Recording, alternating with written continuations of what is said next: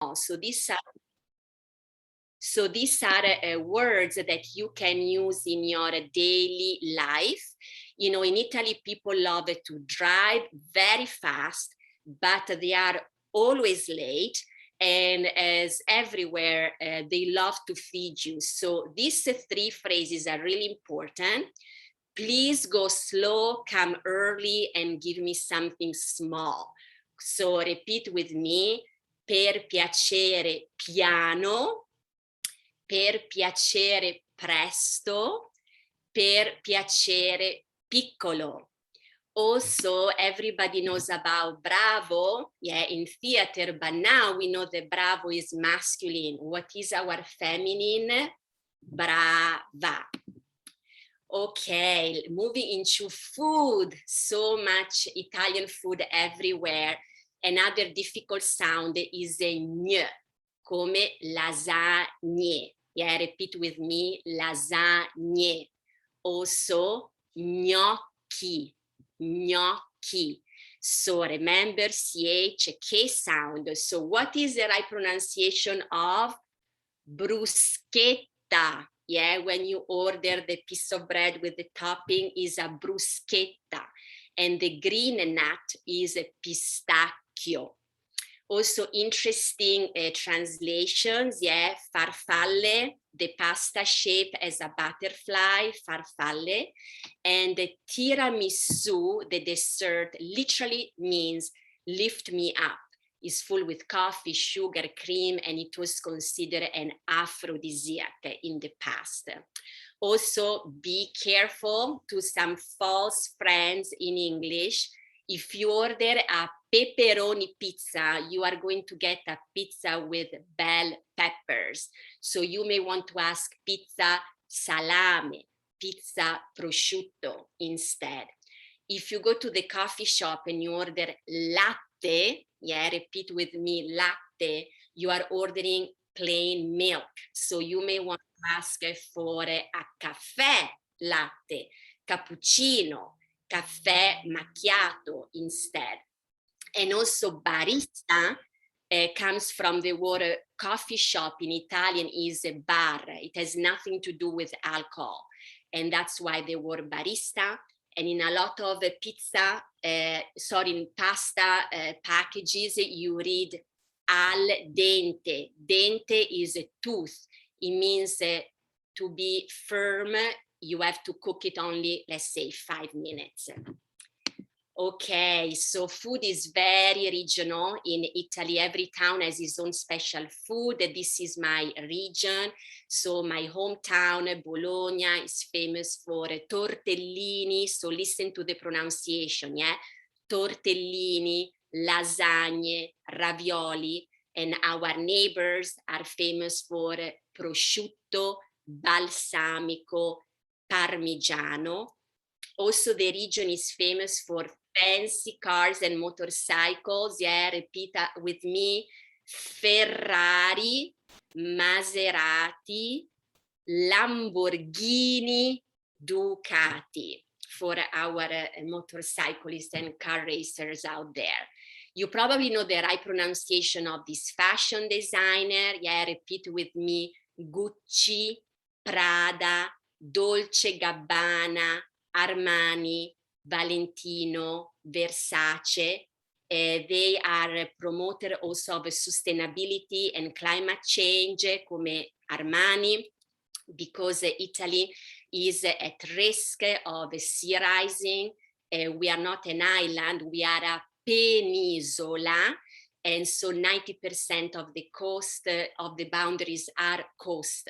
So you can see my region could become much thinner because of sea rising. So also fashion designers are sensitive to it. Now the last portion is Italian words in geography and science. Repeat with me, archipelago.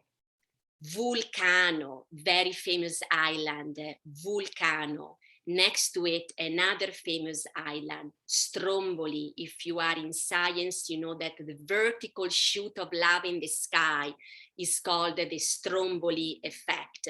And if you go to this island, you walk to the rim at night and you have the show of this vertical lava in front of you and lava. Many words in architecture, right? They are Italian: cupola, portico, piazza, patio, balcone, terrazza, and so on. Let's go back to my name, Chiara. We know that is feminine. Masculine, we know is chiaro. In art, chiaro, scuro is the art technique to create depth and realism. And here we see Leonardo da Vinci, a master in this technique, chiaro, scuro, chiaro, scuro. Also, the last word for today is campanile, from campana, bell, campanile, bell tower. But in sociology, there is a phenomenon called campanilismo, sense of identity, place of birth, because in Italy, usually people are not patriotic towards the country, but towards their own village, their own town. And here you see a campanile from the 6th century in my region, but the most famous of all in Venezia, our beautiful San Marco Square, also at risk of climate change and sea rising. More than 100 natural islands. Before the bridge invention, they only had the boat, gondola, to move around. And the last quote is: l'acqua offre alla bellezza il suo doppio. L'acqua offre alla bellezza il suo doppio. Water offers to beauty is double. So like in Hawaii, in Italy too, architecture, music, food, they are more beautiful when they take place by the ocean. Okay, yes, 15 minutes straight. So I'm going to stop my presentation and I'm going to give the mic to Ken for some pigeon. All right, grazie. Chiara, Chiara. Prego. All right, Ken, you're on. Hey, what's up, everybody? I have a presentation too. I'm gonna do something that's called code switching. Okay, if you don't know what code switching is, it's the ability to kind of swing from one language to the next one without anybody knowing, and you have two languages in your head all the time because that's how it goes. Because you think in one way, and then the languages have their own identity. And that's kind of why it's important to understand code switching. So you're gonna hear me go in and out of English and Pidgin, but for my presentation, gonna be all Pidgin, okay? Before I start my PowerPoint, I kind of wanted to take you back to a long time ago, the 1990s, the early 1990s. That's when I was going into high school. And a lot of my presentation is based around that, okay? Let me start. All right, let me share my screen. You figure by now I would get them already with Zoom, but sometimes still hot. All right, here we go. Oh, not this one, slideshow. All right. So I figured I would talk, I was kind of mulling over what to do for this presentation. I was thinking about like something like food, like Chiara, that would have been cool. But like, I was thinking something that about like how my history, like how I failed with English, with Pidgin. Like there's times in your life when you just fail at doing something. And that's me with Pidgin sometimes. So I came up with this idea of successfully approaching and engaging a potential romantic partner and for a relationship. Or in other words, how to get plenty of Iron Man figures inside your house. People say, that's not related. Just wait, it's related. All right, here we go. All right, this is me in high school. I was hot, so hot because I always wearing sweaters in Y&I. Also, I was like 16 going on 32. I had a mustache. I got a mustache now, but I give a full beard. Like, it's crazy. Like, why would I wear hot sweaters in YNI in summertime? Because it's fashionable. And I know if you was born in like, if you went to high school in the 90s, I know you had one sweater like this. I know you had one. We all had one. All right. Next slide. All right. So this is Pro Ridge. The real one when had Liberty House. You guys remember Liberty House? Who remembers Liberty House? Me? Yeah. That's the real one. So everybody in high school used to come to Pro Ridge for use the payphone and play Street Fighter. Street Fighter, the video game, like you can, right? With Ken and Ryu and all those guys. And then you had a bonus if you had a pager with the gold chain. That's what I had. That's before cell phones. So if you had like the pager with the gold chain, that was like the iPhone 13 of its era. And if anybody knows the secret code that I'm going to put up in chat, what does this mean? 7 7. Oh man, 7 7 3 4 3 4. What does that spell? Oh, I spelled it backwards, but in your pager speak, that's how you say hello. Remember that? All right, here we go. So to approach somebody you take an interest in, you can say, after getting all messed up in the head, thinking, well, oh, she's not going to talk to me. She's too pretty.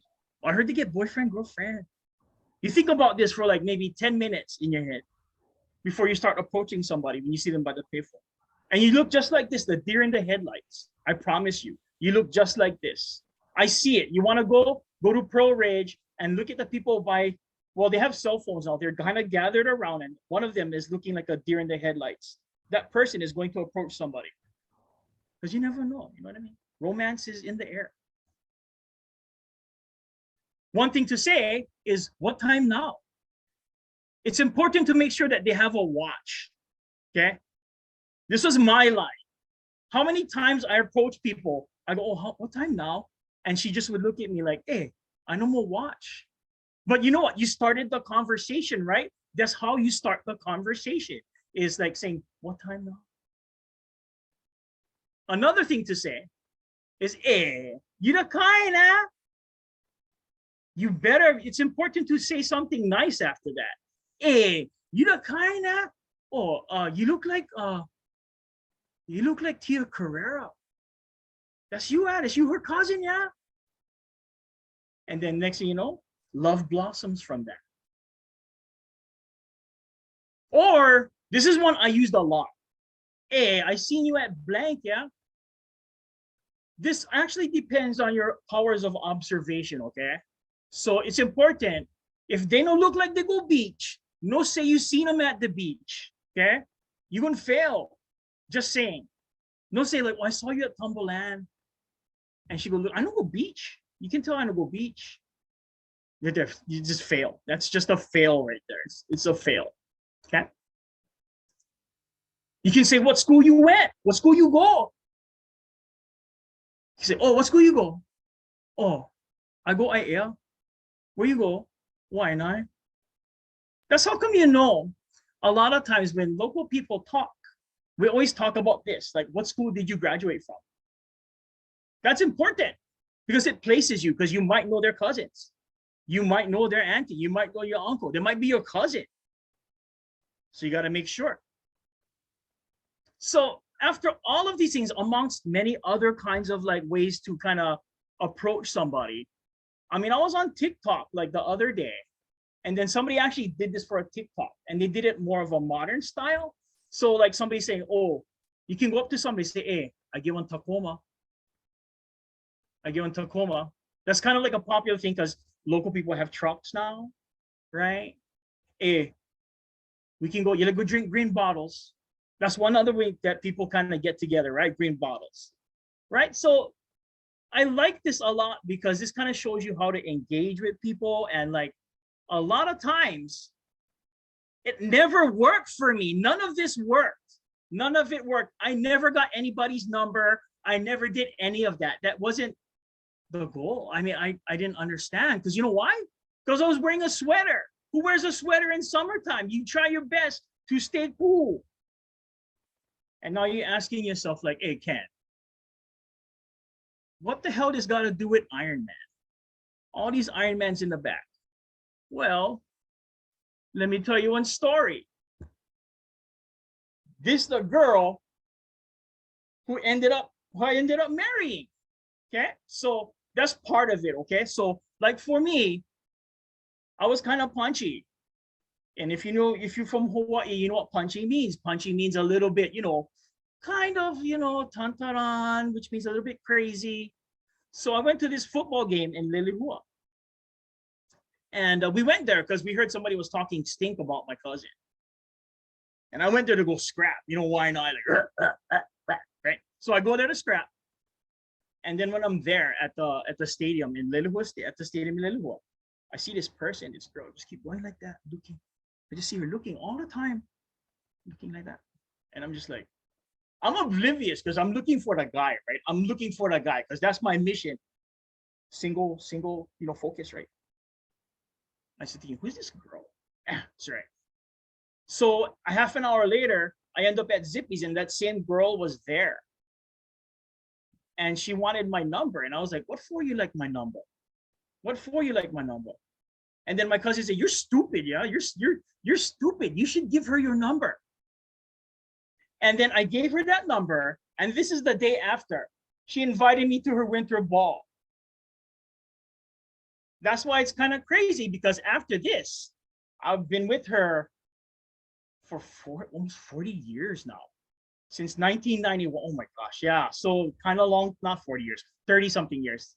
So if you were born in 91, you're almost 30 something years old. Just letting you know. So from her, I have a kid now. And my kid is 9 years old, and he collects all this Iron Man stuff. And that's why, in order to get plenty Iron Mans, no follow any of this advice. You know what you gotta do? You just gotta be yourself. Just all you gotta do, just be yourself. Because if you're not, you're only gonna just be asking yourself what time now. And that's pretty much it. All right. Thank you guys. I don't know, hopefully it was fun. That you guys get to see me like, oh, Ken, you got no game. Ken got no game. And with that, let me turn it over to Elliot. Thanks, sir. Yeah, Thanks, no worries. Ken. No worries, sister. We got him. All right. All right, I'll share my screen. Oh, it still says that the host disabled screen sharing. Just a minute, Elliot. Sorry, I didn't give you the co-host. Oh, okay. All right, there you go. All right, I'm gonna try to lightning through this because I got too many interesting things to say. So Kalihu, just cut me off if I go on too long, You're okay? good. You're good. All right. We got time. So I'm going to talk about linguistics of Turkchay, specifically agglutination and gender. So what is Turkchay? Where is it spoken? Turkchay is the language spoken in Turkey, which is the correct pronunciation of Turkey. All right.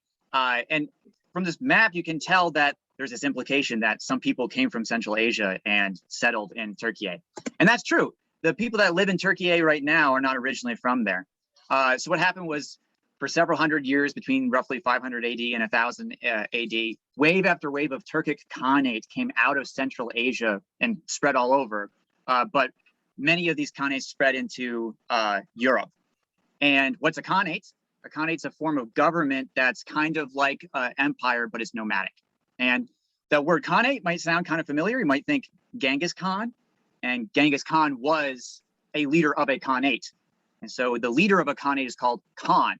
So that wasn't his last name. Khan is just the leader of a Khanate. That's going to come in later, all right? So, because it was nomadic, these empires would sort of rise and disappear after a few generations. And so there's lots of like tribal mixing. And it made the languages of this area, this giant area in the world, all very similar. So these languages are called Turkic languages. And Turkchay is just the most commonly spoken Turkic language, which is ironic because it's the one that's furthest away from the original Turkish homeland. The reason why it's the most spoken is because of the Ottoman Empire, which was this whole other thing that started with the Turks that settled in Turkey. But I'm mentioning all this because this is going to give important context to that. It explains a lot of the interesting linguistics of Turkcey that set it apart from other languages in the area. So the first thing about Turkcey that can be explained through this lens of migration is that it has this displacement. It's very different sounding from the languages in the area. In fact, there are no countries that border Turkey that speak a Turkic language. And it's the only Turkic speaking country that has that property. So it's sort of removed. So it sounds very different from the surrounding languages. It is also more different from most Turkic languages. Most Turkic languages have this cohesiveness that allows you to understand one Turkic language if you speak another one. And the real big claim to fame of Turkic languages is that they are sort of like the most agglutinative languages. What is agglutinative? So in English, here's an example of agglutination. Say that you have a hat, but you want to talk about how you have more than one. You would say hats. So you would pluralize it by putting an S at the end. That's an example of agglutination. So rather than adding an extra word to talk about how you have more than one hat, you just elongate the word. And so that's agglutination. You use a morpheme, which is not a word. It's just some sound that gets added on at the end of some word or the beginning or whatever. And so in English, we have some of that, but not a lot of it. So for example, if you want to talk about your hat, you would say my hat, which is two words. It's not like we have some sort of sound that you can put at the end of a noun that makes it possessive. But in Turkcey, everything is like that. It's highly agglutinative, and it's like the most agglutinative language. So what that means is that you, rather than saying more words, you just say longer words.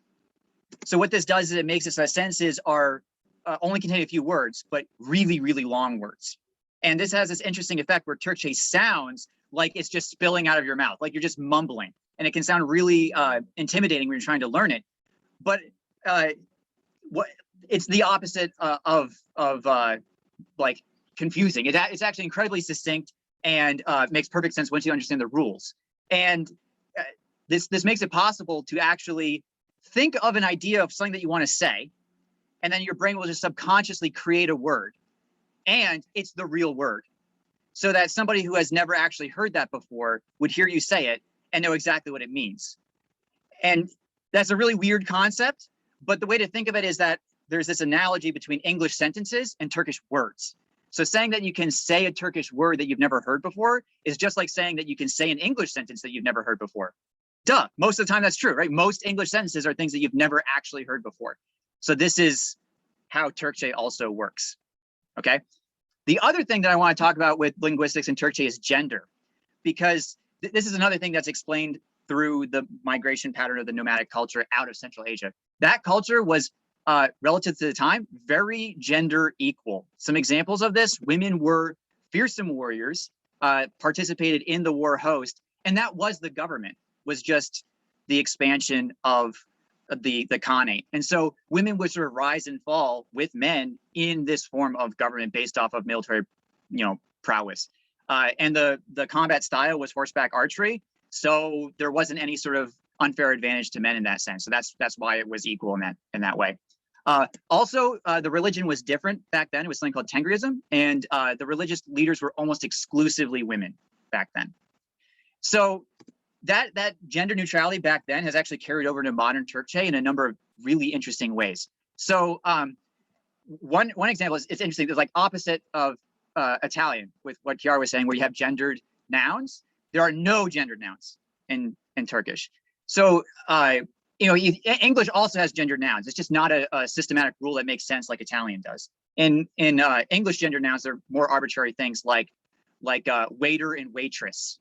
That's an example of a gendered noun, right? So one of those you say if you're talking about the male that brings you food in a restaurant, and the other you say about a female who brings you food in a restaurant. But in Turkcey, what does that have to do with bringing you food, right? The gender doesn't have anything to do with it. It's just garçon. And that's how you would say waiter or waitress, and it has nothing to do with gender.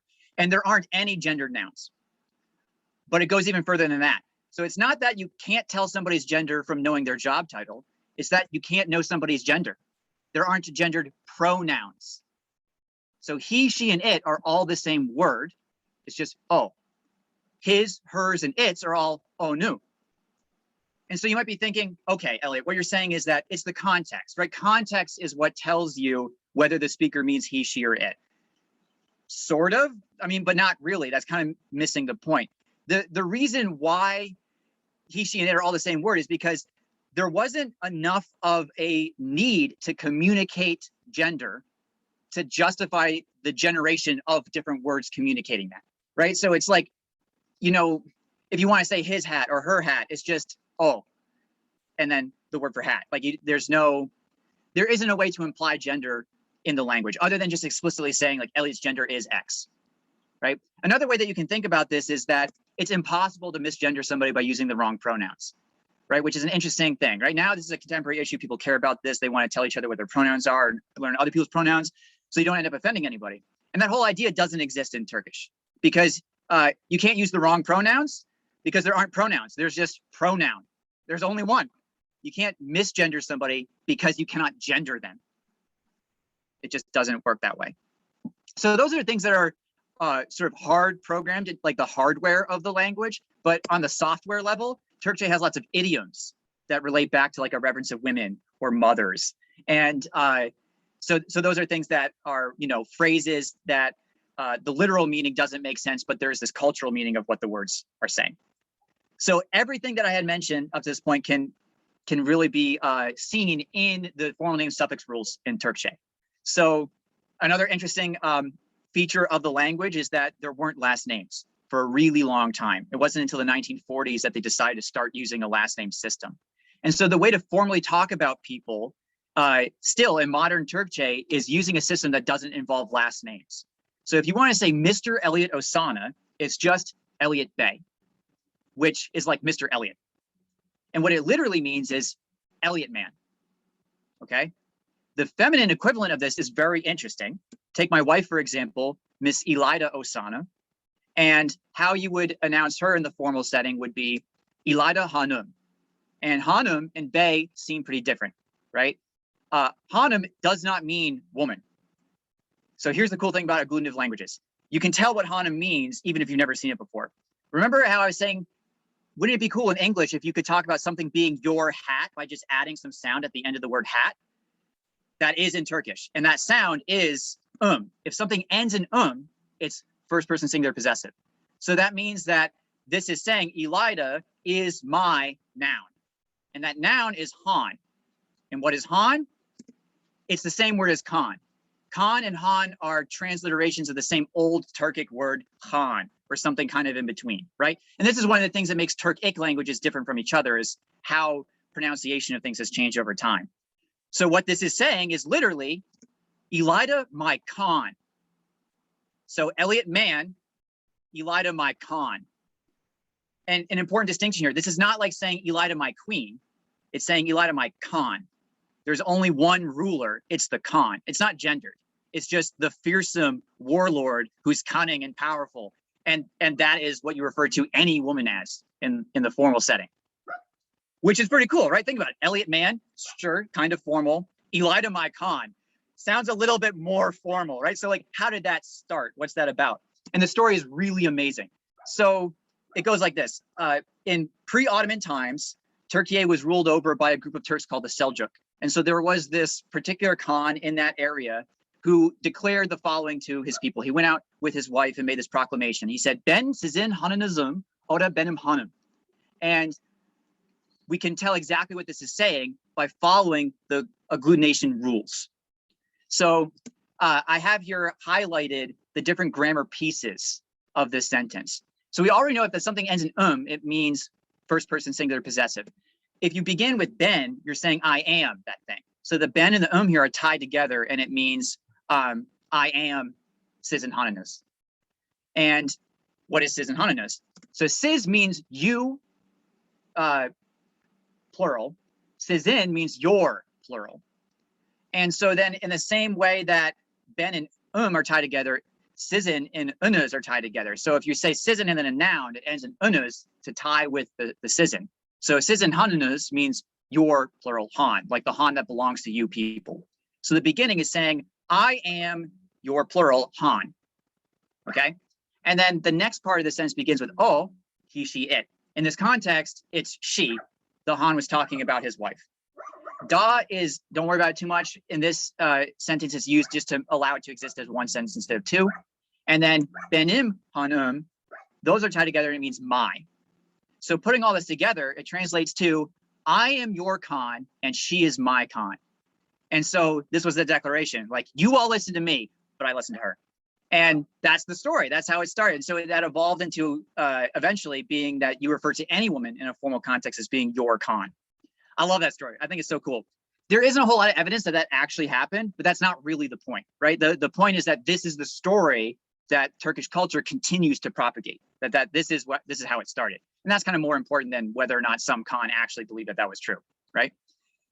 The other thing about this that's great is that this is going to allow us to realize why agglutination is actually a system that is succinct. It might feel like it's not, but it's succinct. So below in English, notice that you have all these grammar pieces that are color coded. And for the most part, they're individual words. But in the Turkce, you have some words where they have multiple colors. But you also have this redundantness, right? You have ben and But the thing is that actually the is kind of implying the ben, and the is implying the sizn. And so what I'm saying is that actually if you just crossed out each of the words that are tied to something else, you still have all of the same colors covered. So all the grammar pieces that you needed to say before are still there. So hananazum, oda hanum means the same thing. And it's not that it's sort of like, if you say this, people will know what you mean. This is actually what you would say. And if you said the other parts, that's mostly to stress one type of word versus another, right? Like you said, benim hanum instead of just hanum. It's like you're saying my Han instead of your Han or something. Like you're saying benim instead of senin, you know? It's just to clarify things. But you would just say hananazum oda hanum. So it allows you to delete words and just add syllables. So words get longer and longer, but sentences get shorter and shorter. Okay? And I'm going to push this idea to a limit in this next example here of agglutination. So here's a word in Turkce, or a sentence in Turkce. Yatımda yumuyorlarmış. Like I said, it kind of sounds like mumbling, right? Yatımda yumuyorlarmış. And the translation of this into English literally is, they were not sleeping in my bed. But it's actually like longer than that. A better interpretation is, it is my understanding that they were not sleeping in my bed. Because the Turkce is spoken in a tense of speech here that doesn't exist in English, which is called the reported past tense, which is a tense that you use if you're talking about something that you personally did not witness. You're just reporting that information. So the better interpretation here is my understanding they were not sleeping in my bed. Yatağımda means in my bed. Uyumuyorlarmış means it is my understanding they were not sleeping. So you might be thinking, that's crazy. What are you saying, Elliot? That Turks just memorize this crazy specific word? No, nobody memorizes anything. In fact, nobody even really learns that. To prove that point, when I wrote down that sentence, when I created this slide, I had never seen either of those two words before, and I had never read them. I just had this idea in my head of something that I wanted to say, and then I wrote it down. And then I double checked with my wife. Yes, those are actual Turkish words. But that's the idea, is that the grammar is what generates the words. That's how it works. So what we can do here is we can take this sentence and we can read it from left to right. And if you stop at any one point, it means something up to that point. And then just when you add on another piece, it's just adding more and more grammar. So yatak means bed. Ignore for a second here that that's not a K, but yatak means bed. We already know that if you end something in it means first person singular possessive. So that would mean that yatakum should be my bed, except that one of the other really interesting features about Turkic languages is that they have vowel harmony, which is what Chiara was talking about in Italian, where you end things in A or O to match other parts, right? But it also has something called consonant harmony, which is more rare, which is that you have to actually change some consonant to another consonant based off of how things have been set up to that point, because there's such consistency with how you move your mouth to make certain like sounds. So anytime that you have a word that ends in a K and you add an agglutination at the end that would cause you to say a vowel and then a K and a vowel, the K turns into a soft G, which is a letter that doesn't exist in other languages.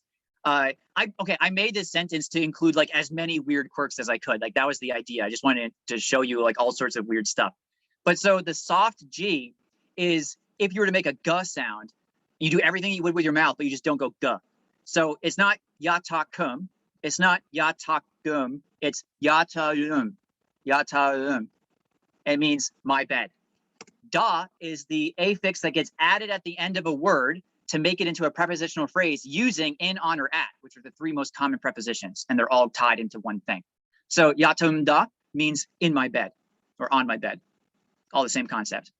Uyu means sleep, and in Turkce, you can negate any verb by just adding a mu sound at the end of it or a ma sound, and it's just M and then a vowel that matches the previous vowels so that it rolls off the tongue. So uyu mu doesn't mean anything. It's not an actual word, but you can tell that it means not sleep. Your is a conjugation that makes something into third person singular present tense. So uyumior means he, she, it is not sleeping. Lar is an affix that always pluralizes things. So your lar is actually its own conjugation that makes something go from third person singular to third person plural. So uyumior lar means they are not sleeping. And then mush is the thing that spices it all up. Mush puts it into the reported past tense. So this is what you would use if you're talking about something that you personally did not experience. But also any other previous affix that told you tense is still there, just modifies the way that it's the past tense. So you could say that here, because you have a your and a mush, that this is sort of like the reported past indicative tense. So your is sort of like the word were. So putting it all together, yatumdo yumurmush means it is my understanding that they were not sleeping in my bed. 2 words into 12 words in English, right? And it could just keep going. Like you can take a really long, complicated idea and it condenses. And that's why, like, it just sounds like they talk so fast, but it's just the system, right? Okay, so that's all I have here to nerd out with. I want to make a little plug here for a second. So if you're interested in Turkey, I got good news for you, because in March of the spring semester, the International Education Committee is hosting an event centered just around Turkey. So we have various events that we're planning. I have a bunch of Turkish friends, and so I'm sort of talking with them about things that we can do. So already like planned out, we have a Turkish cooking lesson. We're going to teach you how to make Turkish coffee and then how to read your fortune from the cup. Belly dancing. So belly dancer is going to show you how to do Turkish belly dancing. We can do some more like Turkish lessons, and more is yet to come. So be on the lookout for that. Okay, that's what I got. I got through that a lot faster than I thought I was going to get through. So thank you very much for allowing me to talk at you with all of this Turkish linguistics. Thanks so much, Elliot, and thank you for the plug for our spring event for Honolulu Community College International Education Committee. We always choose a country, and we have a spring event in March. So we'll get information about that out to you. So do we have any questions for any one of our speakers today? You can either call it out or, yeah, sorry, go ahead. I get one question for Kumuken. Kumuken, can you explain to everyone what is habut? Oh, habut is like, let me see. Habut is get all mad. That's a word to get all mad, like a little irritated, irritated with yourself. People who speak pidgin, that's what habut means, right? Yep. A lot of. Yeah, I learned something. Oh, yes, You know what, Ken? I learned habut is actually a Hiroshima dialect, meaning get frowned. And I had a classmate, when I was in graduate school, I didn't know the word. And then the people were talking about a habuteru. And then I asked, what does that mean? It sounds like Japanese, but it doesn't make sense to me.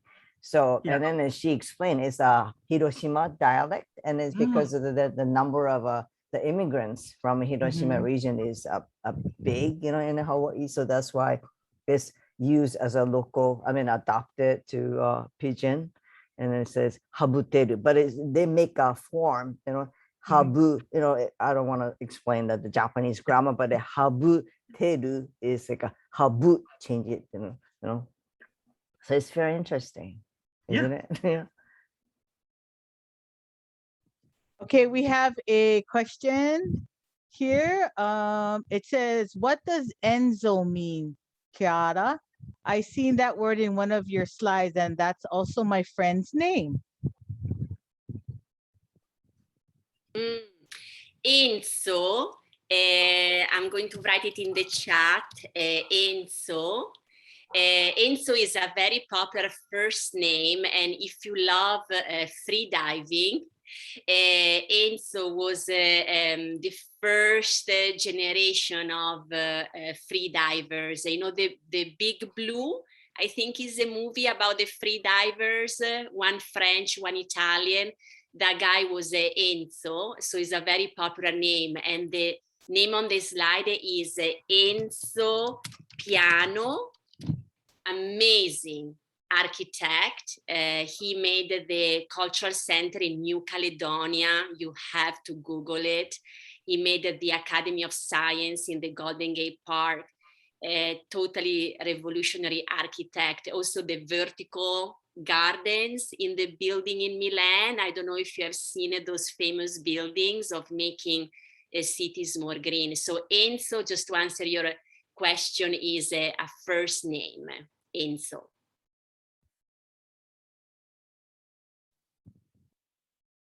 Thank you.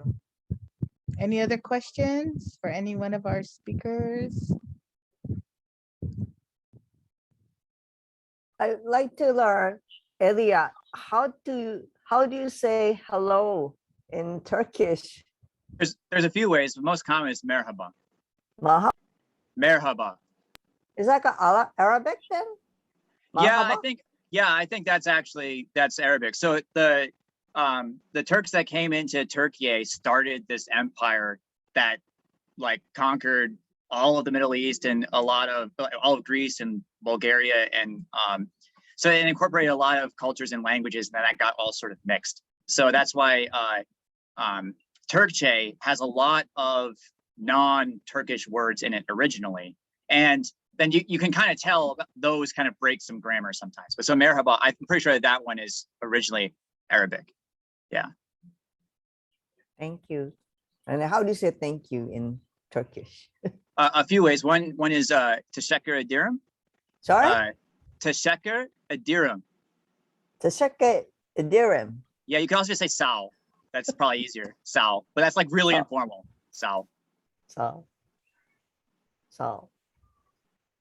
Elliot, what do you think about Istanbul, the restaurant? Okay. Yeah, okay, I'm glad that you like it. It's I love them so much, and I actually know the owners, and I knew them from when they had their food truck, and I've just been boosting them up the whole time. I love them so much. So yeah, the food's amazing. I gotta plug them too. If any of you haven't been to Istanbul restaurant, you have to go because it's really good food.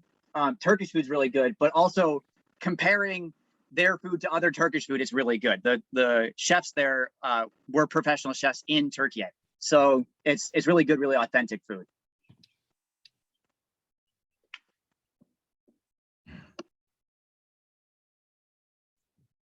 And by the way, is the restaurant that makes more money in the whole building. Is so packed. Somebody asking me where I love to eat Italian food out. Oof, is hard question. My kitchen, number one. After my kitchen, I would say probably, let's see, for pizza, if you are in Kaimuki on Waialae, Brick Fire Tavern, on Waialae, Kaimuki, Brick Fire Tavern. Mete studied in Naples, and so he learned the Napoli pizza. And then a little bit more expensive though is arancino, Little Orange, arancino in Kahala. Lunch is a little bit cheaper than dinner, but that's the problem with Italian food here, is very expensive and too much. But those two are good ones. Kiara, we have a question for you in the chat. Oh, sorry. Oh, that's a question. Sorry. Phased out for a moment. Sounds good. All right. Are there any other questions or comments? All right. So let's finish up. Oh, wait. We have a question for you, Ken. Oh, okay. How do you pronounce so- Bombay? Bombay. Okay, so from what I was told, there's a couple different origins. So it depends who you believe. So my uncle, who is the who founded Filipino National History Day in the United States, told me that Bombay comes from the Philippines in Manila because used to have Indian workers who would labor in Manila and they would go home because they were so close to India. And they would say, I come back to Bombay. And it was misunderstood to say Bombay. That's why Filipinos have this word Bombay. But it's also, from what I've also heard, that it's also by and by. So there's two kinds of origins, sort of, kind of. And that's kind of what it means. By and by, I'm going to, Bombay, I'll do that. Bombay, I come back. So that's kind of what that means. Yep. He was asking about pronunciation. Is it Mumbai or Bombay? What you think? I heard Bombay. I heard the Bombay. Bumbaye. Yeah, Bombay. Me too. I've heard Bombay too, and by, the definition. Okay, so somebody said, thank you for sharing. It's cool to notice similarities for each language to Hawaiian. Hawaiian is actually my first language. Oh, that's so awesome. That's really great. Okay, last call for questions or comments. All right, everybody. Thank you again so much for coming. It was really great. Woohoo. Thank you, presenters. Mahalo. Mahalo, thank you, everyone. Thank you. Okay, Ken. Easy. Rono. Easy. All right. And do you need the list to see, or did you notice everybody from your class? I noticed everybody who came in. Okay, good. Thank you. Thanks, Ken. Yeah, no worries. Anytime. You know All me. right. All right. Take care. Yeah, you too. See you. Bye. Bye.